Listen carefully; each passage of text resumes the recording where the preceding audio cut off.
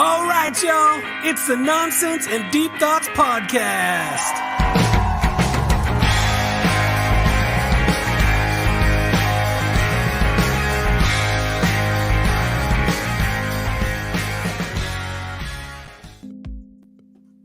Welcome in, everybody. Thank you guys for joining us tonight. We are joined by Carly Runco, the founder of C.A.P.E.S, which is Carly Allen Personalized Education Services. What's up, Carly? How are you tonight? Hi, good. How's it going? Absolutely wonderful.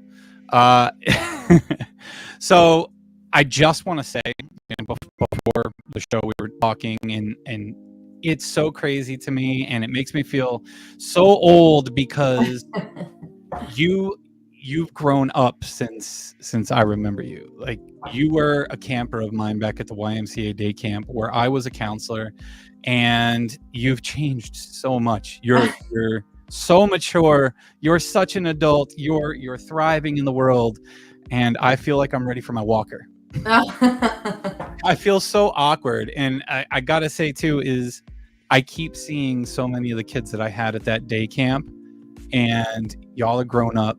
Y'all are becoming wonderful adults who have your own lives, and you're hitting goals and doing great. And so many people are starting their own families. I remember so many kids from camp that I see now with their own kids. Yeah. It's crazy. I'm even at the age now where I'm feeling old with some of the kids that I had as campers. Yeah. So after I moved up and moved out and you got a little bit older, you became a counselor too, yeah? Yeah, and then I was assistant director too. Assistant director. Yeah, I stayed there a very long time. How long were you there? I did 9 summers. 9 summers total? Yeah. It's a little bit longer than I was there. As a camper, so. Yeah, that's a long time. Yeah. I loved it. You loved it? Dude, I loved it too. That was such a great job. I absolutely loved being a camp counselor, and if that was something I could do to support a family, I would definitely try to do it. And it's unfortunate that it was just a summer job, but it was very hard for me to get out of there. It actually took my husband telling me I had to leave, because I just was lucky enough that everywhere I worked at the jobs I had focused around a school year, or I would leave a job at the end of a school year, and then I would just, every time I said I was done, I would go back there. But I didn't want to leave. It was fun going to work every day. So it was, and I don't know. I felt like I was sucking the energy right out of the kids.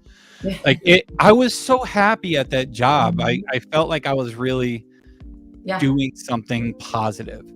I love the kids I worked with, all the families I met, all of my coworkers, and then even when I became assistant director, like all the counselors that we hired, that same thing, like they were my campers and then they became counselors, and it was just I was like, you get paid to play every day and go swimming. Yeah, it doesn't like that. that was my thing about it back when I was younger too. Is I was like, man, I'm playing sports with these kids all day. You know, I'm having a good time, and I'm getting paid money for that. And no nights and weekends. That's what I always told people. Like, college job where you don't have to work nights and weekends, and you're getting 40 hours a week. Yeah. You don't want to go work in a restaurant where you're working when all your friends are off. Yeah, can't beat it, man. So what was the difference between being a counselor and being assistant director? Did anything really change much for you? Did you have a different perspective on things, or was it just business as usual? No, not really. It didn't change that much. I felt like I had more responsibility as assistant director. That's when you have to deal with the parents. But I usually had a really good relationship with the parents, so I didn't mind it. When I started there, I started working there my first year in college, and I was with the youngest kids, the kindergarten through 2nd grade group. And it was me and my friend Gabby were the counselors there, and Rich Palazzo was the director at the time. And he really just like trusted us all to do our own thing, which was really nice. So I don't really remember that. I mean, I remember you guys as counselors being a lot of fun, but I don't know as far as the work end of it. But we really kind of just took charge of our own group and did our own thing. So then I kind of just fell into the assistant director position after that. Yeah. And it wasn't too much different. A little bit more responsibility, but it was still fun. And we still got to have a relationship with all the kids and stuff. Yeah, my last year or two, I wasn't assistant director. I think they had me as sports director, so I was only there Yeah, they had it part-time. different back then. Like they had like lead counselors and then like assistant counselors, and then they had like different directors for each section. Now they just have counselors for the groups and that's it. Yeah. I See, think it my actually is not as it's gotten big again. There's still a lot of kids there, but I feel like when I was a camper, it was bigger, and I may just think that because I was younger. yeah.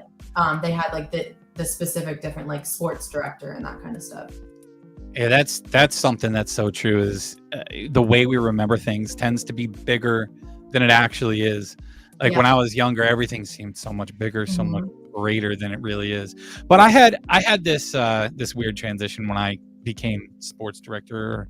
I was helping out Mark at the time, and the day-to-day stuff wasn't all that bad, and dealing with the parents wasn't all that bad, but I had this idea in my head that I had to be like this authority figure.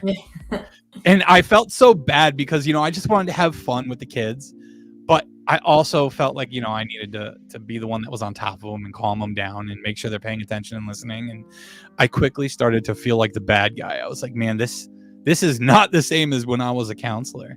It was so much different. It's hard to find that happy medium. Yeah. So throughout the years when I was there, the location of that place changed. So where did it end up when you were last there? So we were up at Lakeside. I think they started at Lakeside when I was a camper. I don't remember if you were still a counselor then. Did you were you a counselor at all up at Lakeside School? I was a counselor before we moved up to the Lakeside. I was down at Apple Grove. I was there down at Apple Grove, and then I was one of the first campers to go up to Lakeside. And then it was there until COVID hit. And then during that time, we did a small camp on a smaller scale. We still did it like that whole summer when everything was shut down and stuff. We just did it it was specifically for like essential workers and stuff. So that was way different. And we just did it at the Y. So we really had to get creative with what we were doing. And then that was my last year in 2020, that summer. And then they just moved back down to Apple Grove the past 2 years and started doing there again. Oh, we were good. trying to move back down there when I was there. I was really supportive of that because it feels more like camp. Yes. And, it gets back to those, like, you're outside all day and being, like, really being kids. So I know Tina was really pushing that too, and they're back down there now. That's good. I was going to mention that too, is I really missed when it was down there. Once it moved up to the school, it almost had like an after school program kind of vibe to it. Yeah. It didn't feel like camp. But when we were down at Apple Grove, you had so many different options for things to do. I mean, you're right there on the river. And I felt like we did more because you were like forced to be outside all the time at the school. If it's hot out, then you go inside where it's a little cooler. Yeah, you had a pavilion down at Apple Grove, and you hid under there for a little bit, but then you got right back out in the sun.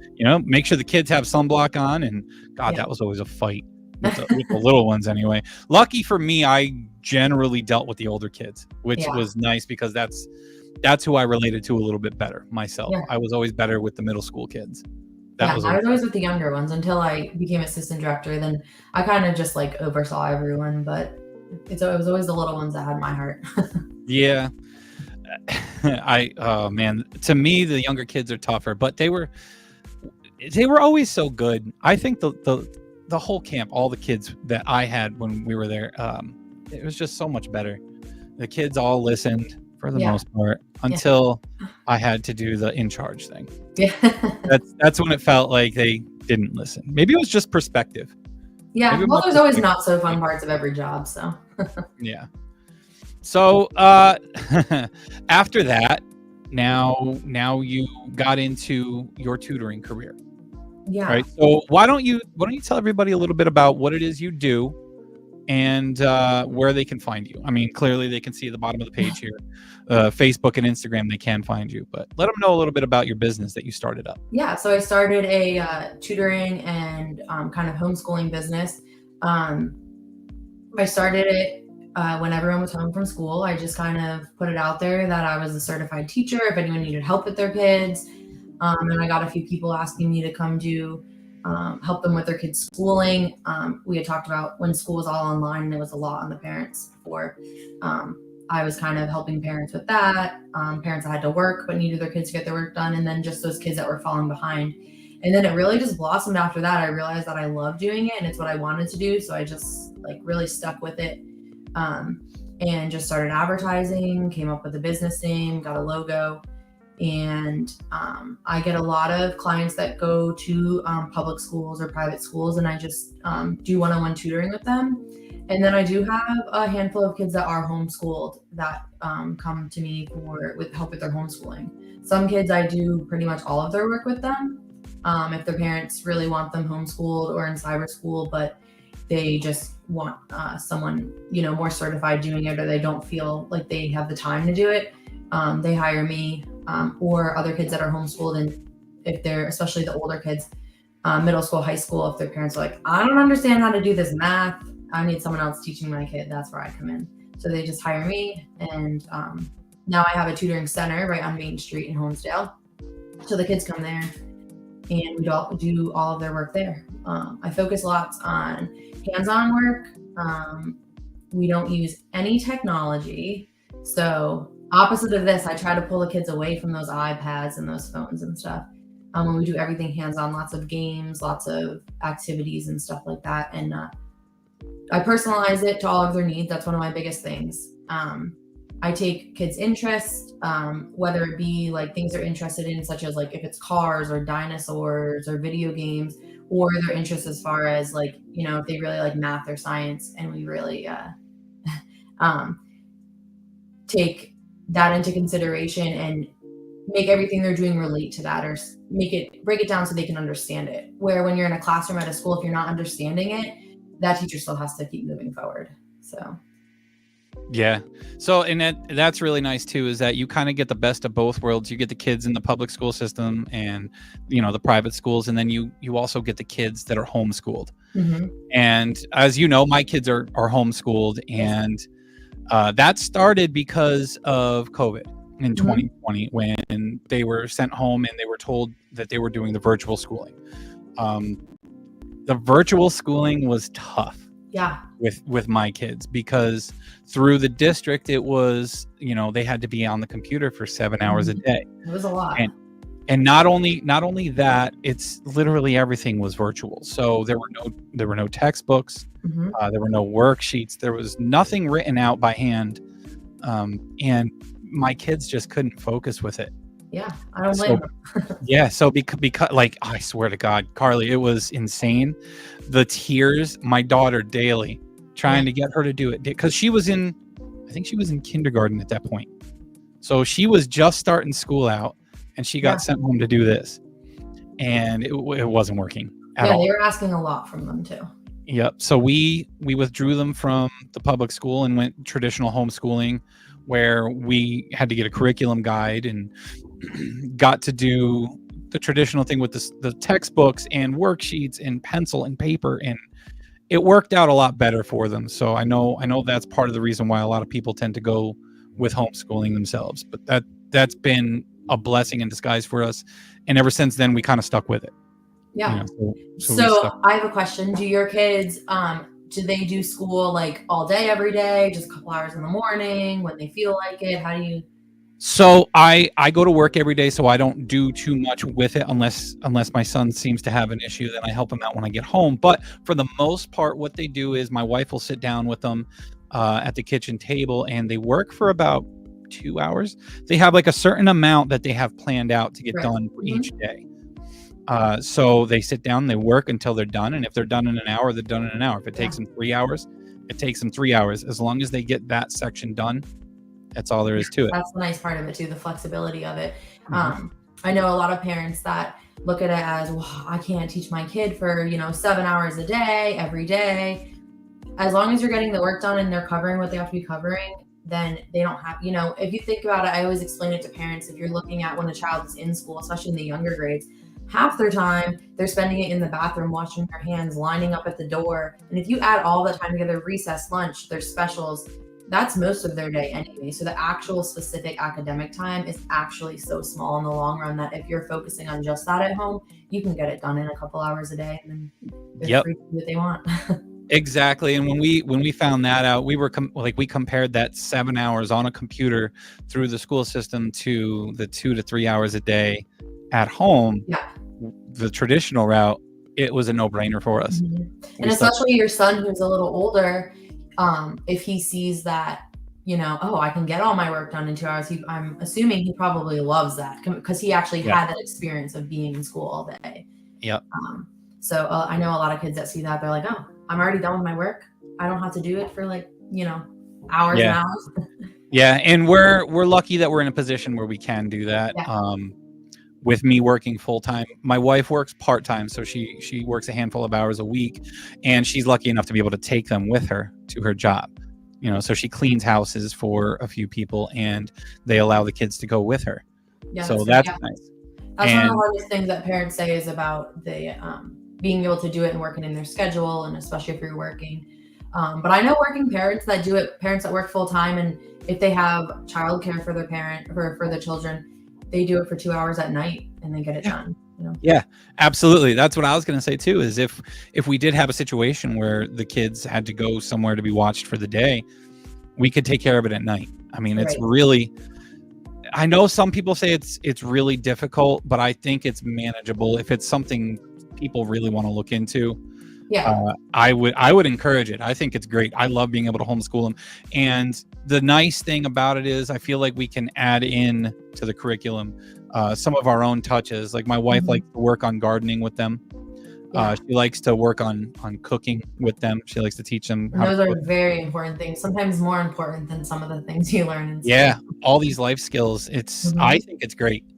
Yeah. So I really appreciate the ability to do that. Yeah, it's different things are good for different people, but I definitely support homeschooling. Even some of the cyber school programs, if you're not confident enough in being able to homeschool your kids, but you want to take that route, there's some homeschool or cyber schooling programs that are more flexible and easy to use. And then traditional school, of course, for those that works, then that's great too, as long as your kids are getting what they need. And that's where I come in for the kids that go to traditional school. I'm there for that extra help. I have a lot of kids that come to me. Their parents will inquire about tutoring. My child can't read, or my child hates school. My child hates reading. My child hates math. It's mostly reading where the difficulties are because, that English language, it's very hard. Oh, yeah. And my biggest goal is to help build that child's confidence back up. Usually a lot of the reason they're struggling is because of their confidence. They stopped learning at some point, and in class the teacher has to keep going. But if they stop learning down here, they're never going to learn the next thing. And it's not always a teacher's fault. They have to follow what they're told. They have to follow the curriculum, and they can't stop and help that one child. So they come to me, and we go back to we find where they were confident and build back up on that. And we can take as long as we want, as little time as we want. I can make it interesting to them. And I have parents that tell me my kid knows how to read now, and it's because of you, or my child loves coming to tutoring every day. And that's what I want. I don't want it to be a punishment or them not liking it. So. Yeah, that's beautiful. And I think as far as the falling behind thing goes, it's easy for young kids to get anxiety about that. Once they start to fall behind a little bit and they feel like they have to play catch up, I mean, it's like something in the brain clicks. Yeah. And they're just like, nope, it's shut off. I can't even, I'm not going to be able to do this. So you're absolutely right. Building up the confidence is a huge step. Yeah. Especially, test anxiety is a huge thing. And a lot of older kids I notice is really their main difficulty is that they don't have study skills. So they understand the information when they're in class, but I was the same way. When it came to taking tests, I was awful at it. I was a good student, but I was awful at taking tests. And we just have to focus on giving them those study skills and finding ways that they can enjoy studying. So if they get a study guide at school, they're not going to take it home. No kid is going to take it home and just read it over and over. I try to help them find ways, to turn it into a game or make it more enjoyable for them. If they like to color, let's color code everything so it's more enjoyable to study, or breaking it into smaller parts. They get overwhelmed, that anxiety and overwhelm of it all. So really helping them realize that they can do other things to get to where they want to be. Yeah, that's great. So you said that you're certified, so that means that you can teach. So what you could be a teacher in a public school or private school if you wanted to. So what is it that drove you towards this career path and starting your tutoring business as opposed to becoming a teacher? Yeah, so I'm going to go back. I worked in a lot of the schools around here. I was born and raised in Homestead. I went to the public school here, and then I went away to college, and I have a bachelor's degree in criminal justice and social work. And then when I got into graduated college and got into the work field, I did crisis management at a school. So I worked at a behavioral school, and all I did was answer codes that classes were calling.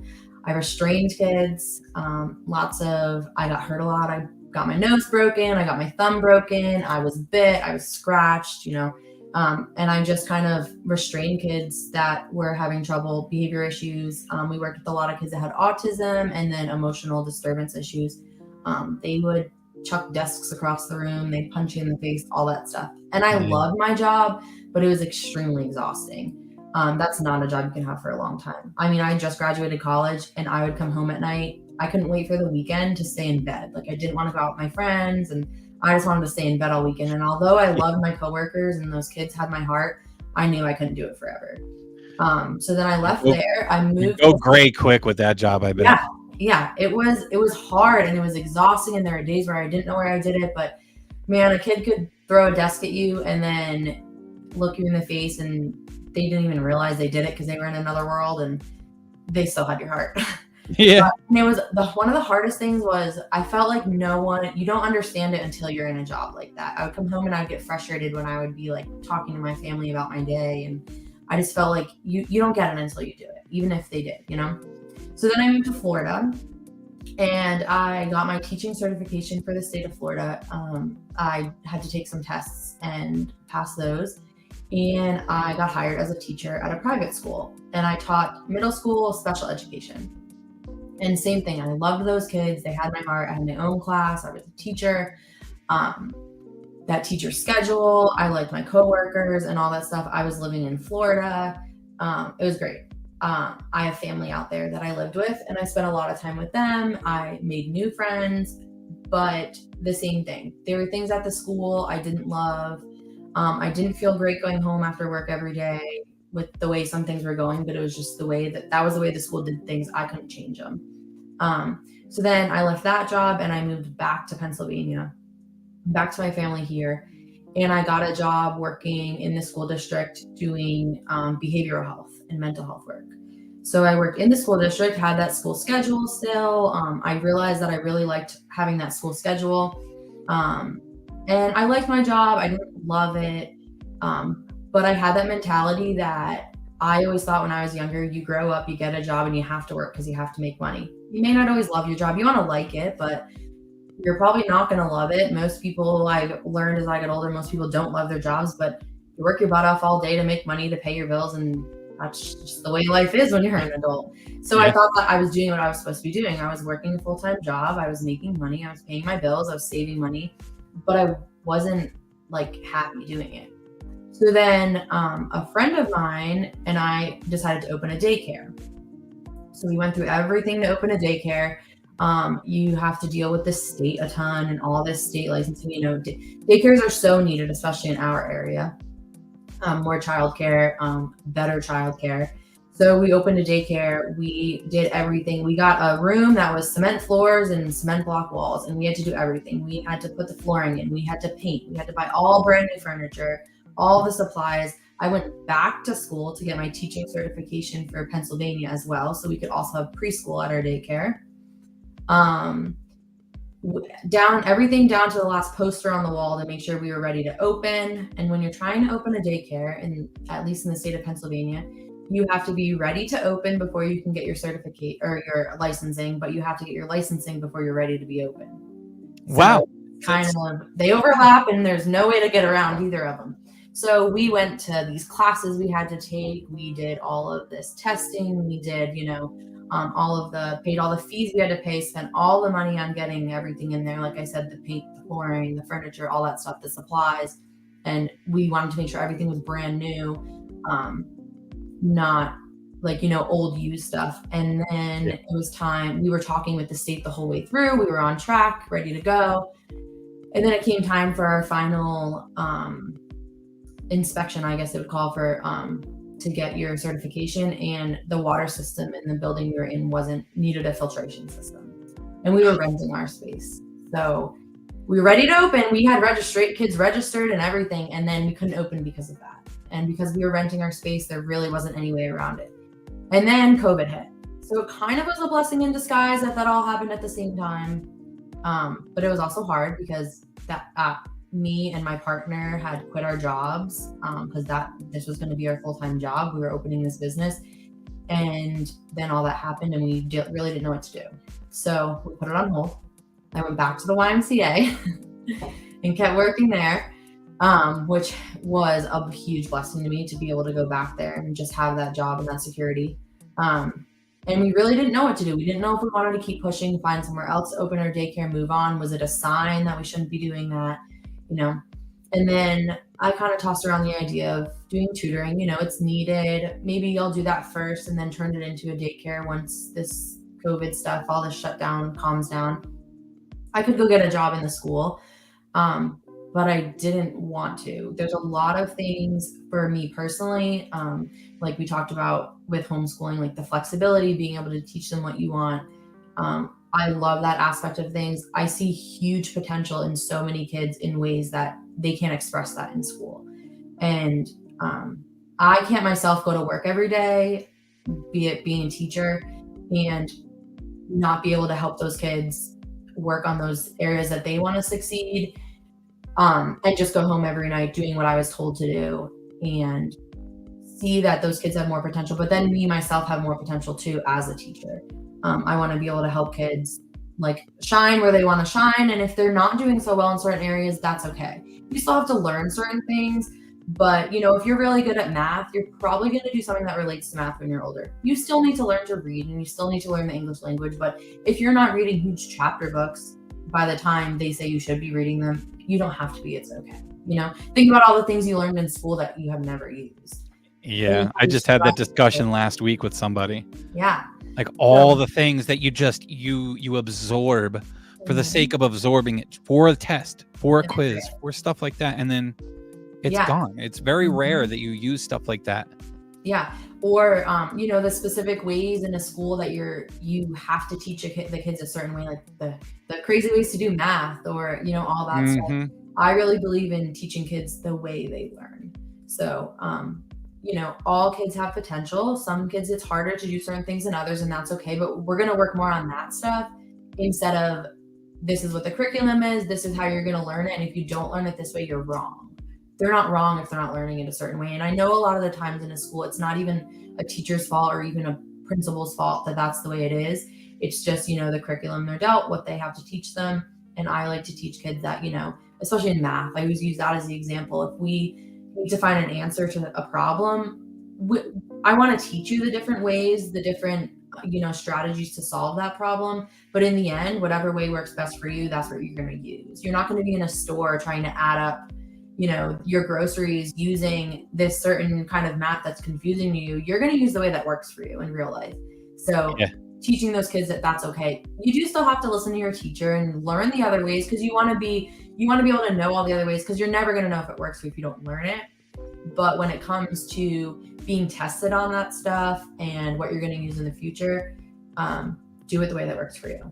So then my business kind of blew up. I loved what I was doing and I really turned it into an actual business. And that's where I am now. I used to go to people's houses. I used to do it out of the library. And then I started with 2-3 clients. And this summer I had about 50. I had 2 employees. And we just work with kids one-on-one. In the summer, we do group programs. We do fun activities, kids nights, science camp. And we really just work with those kids and dive into what they specifically need.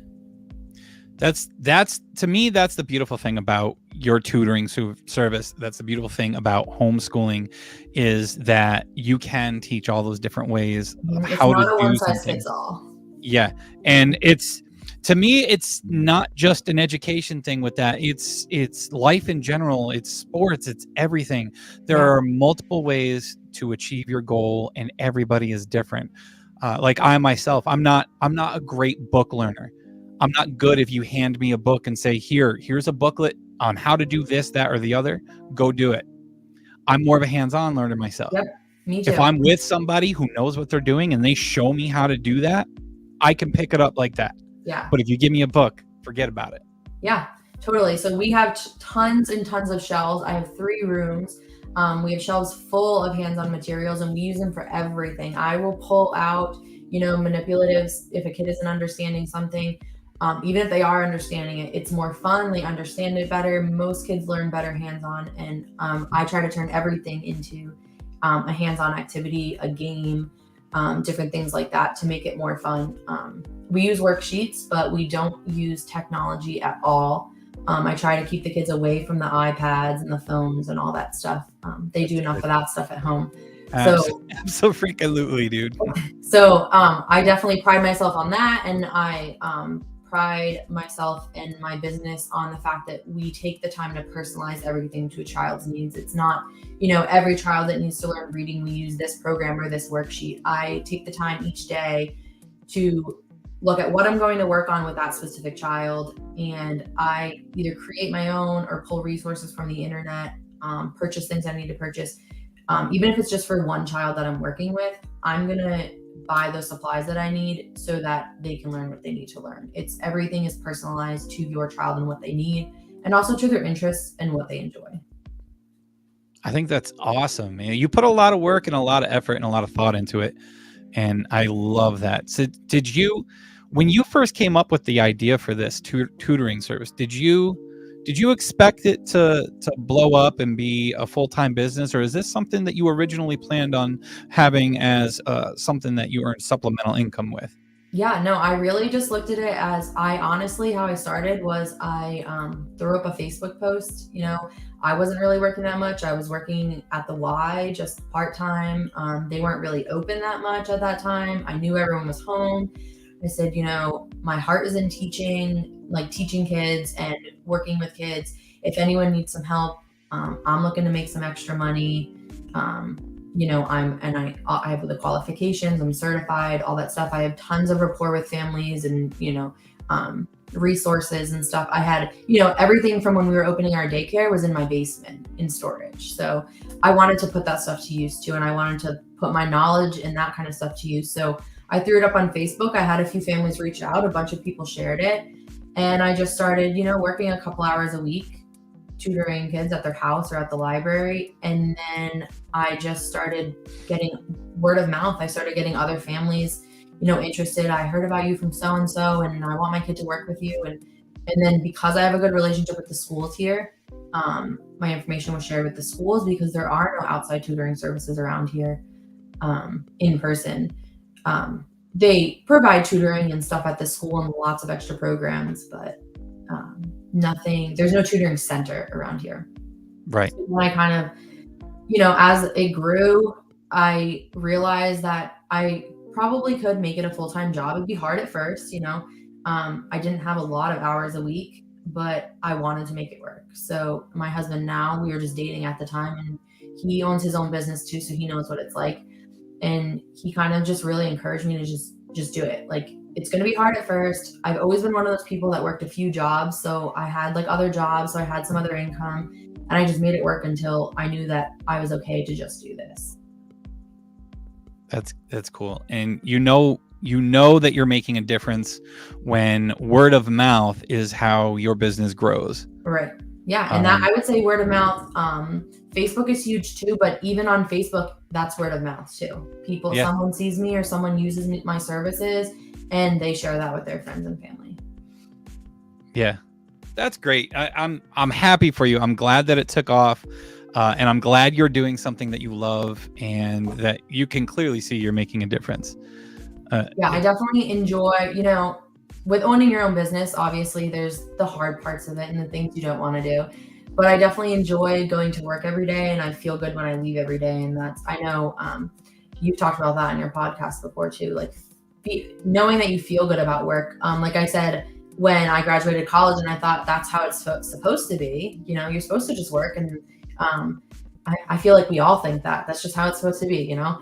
And realizing now that it doesn't have to be like that. I mean, it does take hard work. And especially, you know, when the daycare wasn't working out, not for any reason at our fault, I was not in a good place. It was really hard. I had no idea what I was doing with my life. I didn't know what to do from there, what I was supposed to do. Am I supposed to just go get a job that I don't want? And I had to really stick to my guns and stick to myself that no, don't just go do that because you need a job. Like, figure it out. I mean, I'm lucky enough I don't have kids yet, so it's a little easier to say that. But even then, I still had bills to pay, you know, and it was hard. I was stressed. I was depressed. It wasn't always sunshine and rainbows. Yeah. Moments like that hit hard. I can't imagine, excuse me, I can't imagine dumping that kind of money into a business that's not even up and running yet, and then just having that hit and having that stop before it even gets going. It was hard. And the hardest part for me and my partner was that we had a huge clientele already, a huge following, and it wasn't our fault. And luckily, we've been lucky enough that most people know that, like, you know, all of our families and stuff, they know it wasn't anything of our fault or anything that we could control. So it, you know, it didn't really end on bad terms in that way. But it was hard. It was embarrassing, and it was hard. Yeah, I can imagine. God, I had somewhere that I wanted to go, and then I thought my brain works very strange sometimes. Like, I had somewhere to go, and then I just completely lost it. I will say one thing. Now that I look back, it is a huge blessing in disguise, because owning a daycare, I give a lot of credit to people that do it, because you have to deal with the state so much. You have to work long hours, and I work long hours now too. Like, most nights I work until 7:00 at night. By the time my last client leaves at 7, by the time I leave at 7:30, and I'm there from, you know, in the morning, because I work with the homeschool kids during the day. It's a long day, one-on-one with students. I have no other adult interaction. I'm working one-on-one with students in an office. That is the one downside of it. But if I do need off for something, or if I am taking a vacation, my husband and I travel a lot. I can, you know, we're closing next week. There's no tutoring sessions. The daycare, people are really relying on you. And it's a lot more taxing, and dealing with the state and all of that stuff, you know. I have to deal with some of that stuff, but not on the level that I would have. So I always look at it as all of those bad things that happened, and like that, like, low point in my life was, now that I can look back, I can see that it was all like a blessing in disguise. Yeah, I try to tell myself that everything happens for a reason. I try to be a firm believer in this, even when stuff looks terrible. When I feel like I'm worthless and I'm messing up and this didn't work out and that didn't work out, I try my best to look at the silver lining. And for the most part, I generally seem to find what that silver lining is. I try to find that good part, and I tend to find it. So in this case for you definitely did find that silver lining with the daycare not working out, but it led you down this path where you're fulfilled. Mm-hmm. And you're doing something you love. And like I said earlier, you're making a difference, and it's continuing to grow. I did see that you are currently looking for more tutors to add to your staff. Yes, I am hiring. I am looking for some tutors, some part-time people that want to work part-time. It's very flexible.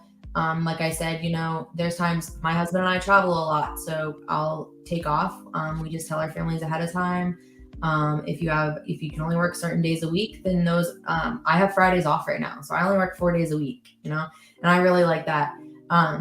Sometimes I'll add a few Fridays in there, but, I am looking to hire some more tutors. We have a waiting list of children that still need tutoring services that have come to us in the past. So if there's anyone out there that's looking for a part-time job locally, then you do not have to be a certified teacher. I was going to ask if you have any qualifications. Yeah, for that. I mean, you have to have some experience, or your teaching certification, or this summer I had 2 employees, and they were 2 lovely ladies that are in college for education. So it was a great spot for them to get some experience in there. But as long as you have some experience, obviously having your teaching certification is a plus, but I work with you, I train you, and you really have the freedom. I will say my employees have the freedom. They have their own office. They work one-on-one with the kids that they're working with. I'm not hovering over them. So that's a nice thing too. I always look at jobs I had and why I like those jobs. And, my bosses and stuff, they make a huge impact on why you like a job or not. So I try to Yeah, remember that. 100%. They I can really be a do. little controlling sometimes, but I try not to do it in a bad way. Yeah, and that old phrase that it says people quit bosses and managers. They don't quit the Yes, job, and very that's true. true. It's true a lot of the time. Hmm. And I think that being a tutor for you would be a great opportunity for students, like college students like that are going into the educational field. Yeah, it's I going to think that look great on their resume. They get yes, the experience, and get their feet wet with it. Absolutely. yeah, and I know the girls that worked for me this summer, they were really nervous at first, but then they got in there and they just built such good relationships with the kids. They still talk to me now and tell me that they miss seeing the kids and they want to come visit them. And they're able to build that relationship besides just going into a classroom and student teaching, working under another teacher in a classroom. And that's pretty nerve wracking. Like, I had to do it as an adult because it's one of the requirements to get your certification. So I just had to do that 2 years ago or a year and a half ago. I had to go student teach in a classroom. And even as an adult who was a teacher already before that, it was just one of those requirements. I had to go do it. It was still nerve wracking to me, because you're going in under a teacher who already has had that class and you're just kind of taking over what they're doing and you want to do it exactly like them, but you also want to do it your own way. I was lucky enough. I had a great mentor she was actually my first grade teacher. So that was cool. Oh, that is pretty cool. But definitely working with me, you really get to get your feet wet and feel that out, but it's not as nerve wracking. Yeah, on your own terms is important. You get that one-on-one time with the student, and it kind of eases you into it. It's not like getting thrust into a classroom full of 25 to 30 kids all staring at you, wondering what you're going to say or teach Right. or do. It's just one-on-one. You're in there. You're observing the student. You're getting to know them. You figure out a way to help them through their problems with whatever it is they're doing. It's Yeah, I really let those tutors that work for me kind of take the reins on creating and providing the work that they're going to work on with the kid, because in the long run, they know them better than me. I'm there to help them and give them ideas and stuff, but I really want them to, be creative themselves and think about what things the child they're working with needs to work on. So you really have a lot of freedom here. I'm there to help you, but I'm not there to, I don't sit there and tell you what to do with the child that you're working with, or what exactly you have to work on, or I don't hand you a folder full of stuff that you need to work on with them. It's really up to you. And my tutors this summer, they created their own activities, some games with their kids. And I would hear them in the other office, laughing and playing games with their kids and stuff. And I want my tutors to enjoy it, and I want the kids to enjoy it because I want to enjoy work every day. Yeah. So to me, what it really sounds like is YMCA camp for education. Yeah. It's basically what it sounds like to me. It's great. It really sounds like you're doing an awesome job with it. What do you see for the future of C.A.P.E.S? Growing bigger. Right now we're in another office building. I do have 3 offices in that building. We kind of have our own floor of the building. And I love the building I'm in. The first floor is a coffee shop and a burger bar. It's open to the public, so if you're local, come in and you can come upstairs and visit me. And I have a great relationship with the people that own the building, the other people that work there, but I hope to grow eventually, obviously, into my own center, have more employees, consistent employees, and just continue to grow our clientele and the things we can help them with. Right now, I work with all ages, pre-K through high school, in all subjects, any subjects that you need help with, as long as I understand it. But we work on everything from a preschooler up to a high schooler that just needs help with study skills, or some of those kids just need help with their homework. We do it all. So just to continue to grow that, the resources we have and we use, I constantly attend trainings and listen to webinars to grow my knowledge in things too. So just to continue to grow in that way as well. So, and I know we have quite a few people tuning in tonight that are local, which is kind of new to me, but good for you.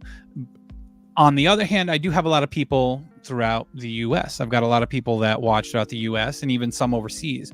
So is virtual tutoring something you do now or plan to do in the future? Yeah, so I have done virtual tutoring in the past. And right at this moment, I don't have any clients that do virtual tutoring. If you're local, I really encourage you to take advantage of the in-person tutoring. Like you said, your kids really struggled with that online thing, and I think that's where a lot of kids struggled. So that kind of proves that they really benefit from that in person. But for those people that aren't local, I have done virtual tutoring before, and it is something that I'm willing to do again, and to work on with those families if they can't find those resources anywhere else. I have had families in the past. Is there a good way to do the virtual tutoring? Like, is there a way to set it up where it's a little bit better than like how my kids dealt with it with the online thing? Like, I know there's Zoom calls. You could do Zoom calls and stuff like that, but it is still, and it's face to face, but it's still virtual. Is there a good way to do the virtual tutoring? I mean, I've worked really hard. I wish you could be, you could reach your hands through a computer and do that. I honestly would say, especially because we do lots of hands-on things. If someone is really interested in the personalized hands-on tutoring that I do, but they're looking for it virtually, if they have the means to be able to, get certain supplies that I tell them they may need or something like that, and have those so that when I'm using them on my computer, their child is also able to do the same thing. That still, we can keep that interaction and that hands-on aspect to it, even though it's over a computer. That would be, a huge plus. I don't, one thing is, a lot of my clients, all of my clients, I don't require them to bring anything. I provide all supplies, all work. If they go to school and their teacher wants to supply some work or a list of skills to work on, that's fine. But parents are not required to send anything with their child. So I don't want to make people purchase things they don't want to. But as far as virtual, because unfortunately it isn't in person, if they want to really get the full benefit out of it, I would say that would be the best way. It's hard to do things online. Yeah, it is. And I, even as we sit here chatting about it, I'm trying to think of ways that could make it a little bit more personal, and it is hard. There's But lots I'm of like, online things now, like on Zoom and different platforms, Google Classroom, all that stuff, where you can really do interactive stuff, which does work well. I've used that stuff in the past too, and it's not that awful as long as the child is able to use it and it's user friendly. yeah. So yeah, I really want people to come to you. Even, all the people that are watching over in California and down in Florida and up in Michigan, because, you're awesome. And forget the tutors that are over in their area. They need to come to you. Yeah, I love do anything we can. Well, hey, I'll even travel there. My husband and I love to travel, so. There you go. They like to travel. They need to take a vacation. So if you're over in Michigan, where do you want to go? Where do you want to vacation next, Carly? You know what? We have a goal of visiting all 50 states, and Michigan is one of the last ones over here on this East Coast section that we have to get to. So if that's first up, and then we'll push our way west. See, there you go. You guys just got to help her line up her vacations properly. So there you go. Make sure you hit her up. Now, you see working vacations. You see it scrolling at the bottom of the screen there. You can find her on Facebook at Carly Allen Personalized Education Services /C.A.P.E.S there. And on Instagram, it is C.A.P.E.S_tutoring. Don't forget the periods in between all the letters because heroes wear capes. You like that, right? Yes, that is great. Look at this beautiful overlay. Good Lord, that looks so nice. Yes, be sure to follow us. We have lots of activities too. It's perfect. Is there anything else that you want to plug? I see you're doing a giveaway. Is that still going on? Yeah, that goes on for about another week. So let me pull this up real quick too. Yeah. For those that are local to our area, once a month we do a kids night. And it's just pure fun. We feed the kids dinner. Parents, if your kids are in that age range from kindergarten to 5th grade, you get a few hours at night without your kids to do whatever you want. You drop them off. There's a different theme every month. That sounds like a beautiful way to spend your night, guys. Yeah. It really does. So if you follow the Facebook page, you can see what our theme is every month. Sign your kids up for that. See other things we're doing for this month. The giveaway is if you post a picture of your child on their first day of school, whether they're homeschooled, cyber school, they go to school, post a picture in the comments and you'll be entered to win free registration for this month's Kids Night Out. I think that's a really good thing that you're doing right there. I really like that Kids Night Out idea. Yeah, it's a lot of fun. The kids last month we did space theme and the kids went to astronaut training and they got certificates. We made a snack. We did tons of activities. They always get take home stuff too. Nice. You're gonna do a kids drive-in night one? That is a good one. I don't know though, because I try to keep them away from those screens.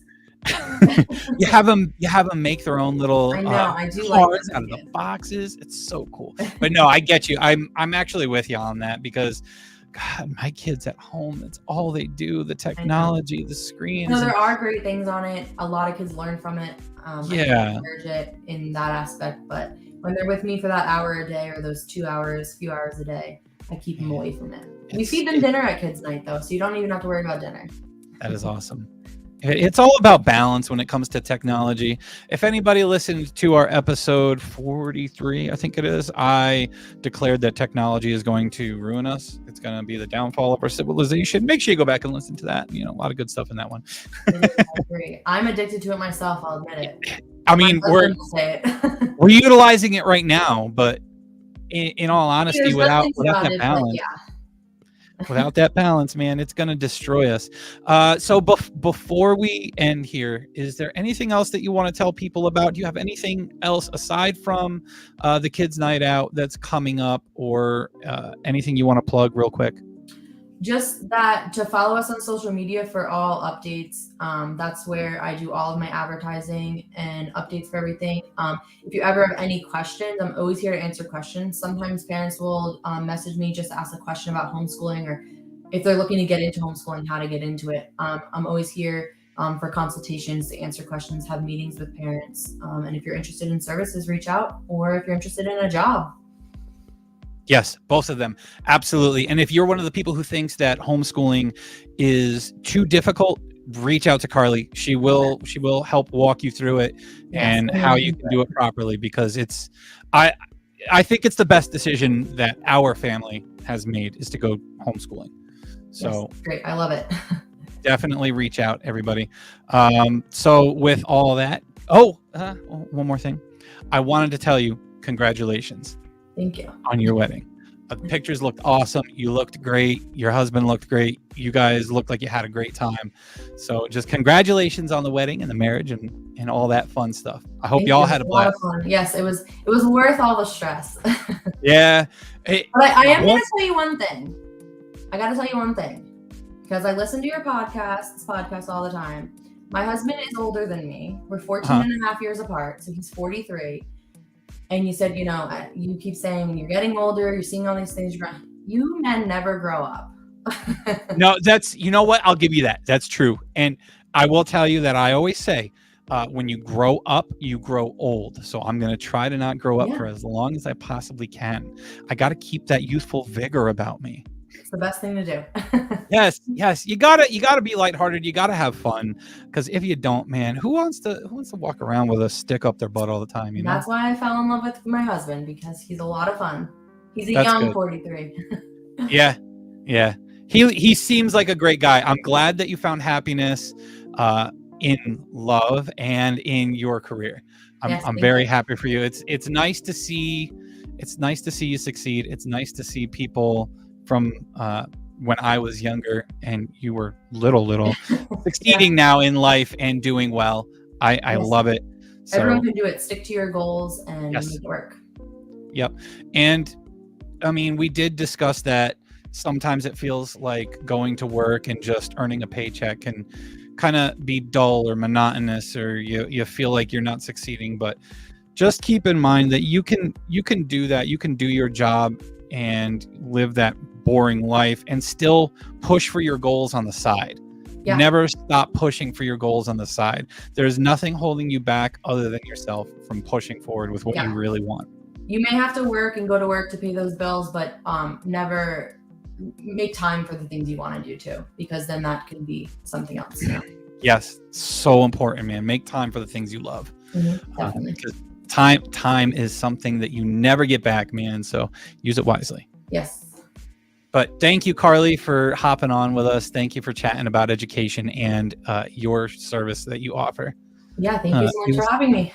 Absolutely. It was fun. So guys, next week we will be live Saturday evening at 3 p.m.